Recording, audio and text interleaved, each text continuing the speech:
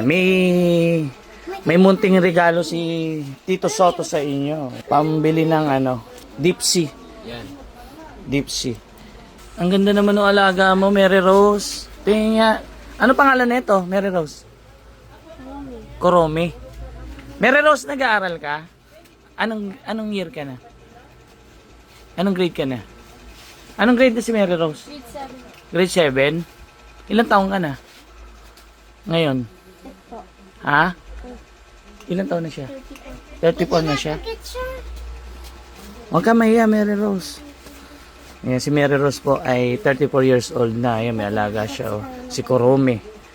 Ayan, may munting regalo si Tito Soto sa inyo. Ayan.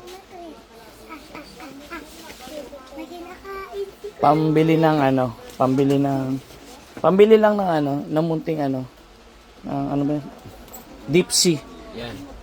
Dipsy. Ayan, Dipsy. Ayan si Karome, di ba? Binigyan ko siya pambili Alaga ng ni Dipsy. Nag-aaral po siya grade 7.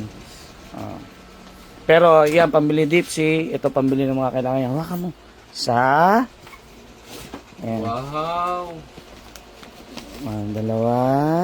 Uy. Kaya pahawakan, tulungan kita. 3. Hindi daw, hindi. Kaya mo yan. Kaya daw niya. 3. 4. Okay na yan, 4. Wala pera si Tito eh.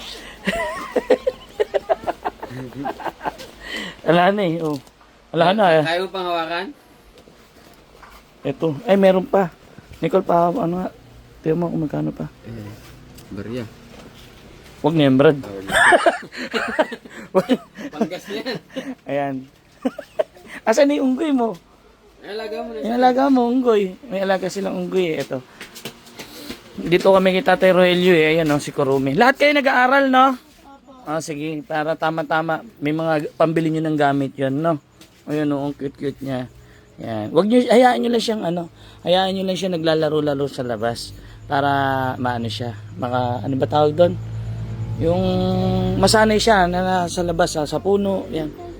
Si Kurumi. Tara dito, Kurumi. Huwag ka matakot kay Kuya Dandan. Nicole, hawa mo. Ayoko. Ayoko. Ang bilis si Kurumi. Ingatan mo yan, panggastos niya ha.